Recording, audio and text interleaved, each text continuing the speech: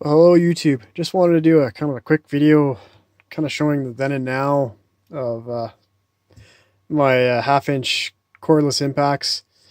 This thing's got to be close to 10 years old, maybe a little more. This is kind of the first one I've got, and basically at the time we're doing a lot of work out in the field and didn't have access to air, so I needed something with a little bit more jam than just a 2-foot ratchet and breaker bar or what have you. So it's one of these things for first just kind of coming onto the market. So I ended up picking this one up. It was a little tough at the time. He said they were still really expensive, and the reason why I only ended up with one battery for this and just the one gun. It's an old nickel cadmium battery, so it's nothing. We know how the technology's gone with those, but it served me well.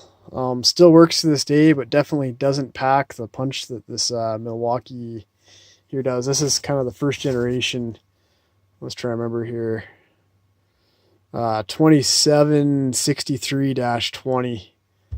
I've had this here. I'm gonna say I've had it for about 3 years now, and I haven't had a job where it hasn't been able to get the nut off for me. Definitely packs awesome punch.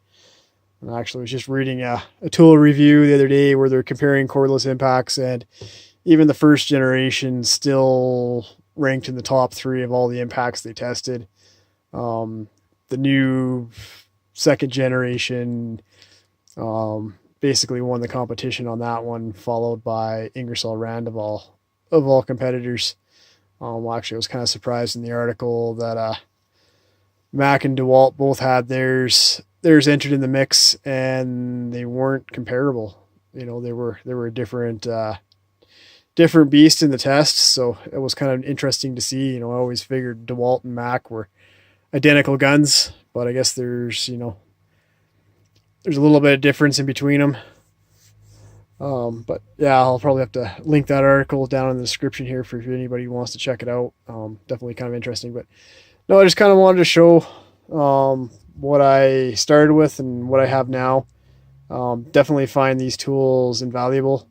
A lot of times you're, working on the side of the road or just out somewhere where you don't have easy access to air. And, sometimes it's actually kind of nice not having an air hose to deal with. But as far as performance goes, there's a night and day difference. This guy is pretty good, but after you do a couple sets of wheels, the battery's starting to get pretty weak. And like now, just over the years, axle nuts start, they challenge this. It'll get them off, but it definitely is challenged with axle nuts. Whereas this one or whatever, you just kind of put it on there and bang, it's off. Like I haven't had anything that's even made this think twice about trying to get it off. It hits it and it spins it off. And yeah, definitely comes with a couple extra features, couple speeds. I pretty much just kind of leave it as it is and go. Like I said, I haven't had anything that's really seemed like it's challenged this.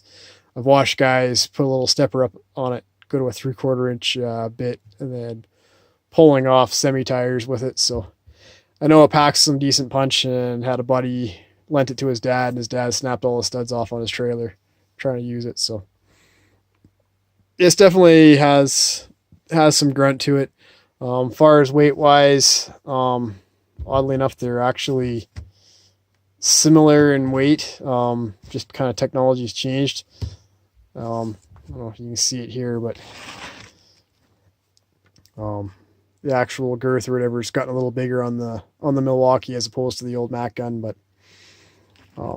yeah, a lot of the weight here is actually in the battery pack and kind of in the handle, whereas this one, it's a lot of the weight's actually up in the head of the tool, kind of where they're using the motor here to generate the power.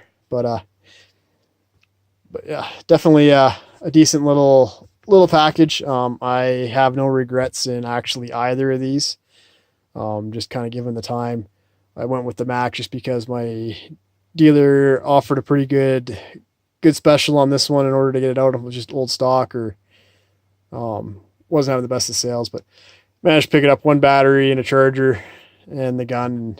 I honestly don't remember what I paid this at this time, but I remember it being quite a bit less than what I was seeing for something like a DeWalt or at the time. I think it was, I'm not sure if it might have been before Mac and DeWalt had gotten together. And then the Snap-ons were ridiculously priced. And I don't know, something I always see Snap-on always for sale. So I don't know if it's just because the guys want the newer models or they're just underwhelmed by the product.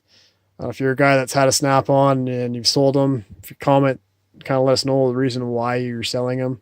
I'd love to know. It's just something that's always had me curious over the years. You know, you always see them in Craigslist for sale and whatnot. So, but yeah, after several years of that one, just wasn't packing the punch. So I figured it was time to upgrade. I'd gotten my use out of it, so I picked up this Milwaukee and haven't looked back since. I actually ended up in Milwaukee by accident, really. I needed a reciprocal saw to cut a car apart, and I had a friend tell me that Milwaukee and Makita were the only two that worked in colder environments, so choose those two over the other brands. So Home Depot only had Milwaukee in stock at the time, so that's what I bought, and ended up with a hammer drill light and reciprocating saw for I think $300 and a couple extra batteries. So that's what I bought, and the batteries were interchangeable when I bought this one, and since then I've bought a few more of their tools, and I've been impressed with everything I've bought from them so far. So I'm most likely going to stick with Milwaukee. They're keeping the batteries pretty consistent now that they've switched over to this new battery design here. It seems to work quite well. I guess the lithium ions there. So yeah, so I'll try that. And actually next video here, ended up picking up a couple more Milwaukee tools. So I'll be doing a unveiling video of those here shortly as well. But yeah, just kind of a quick overview. What kind of progression I made with the impacts. I had another couple other ones, but won't list them here. They don't compare at all with either of these two. So hope you enjoyed. Remember to like, comment, subscribe, and I'll keep this kind of stuff coming to you.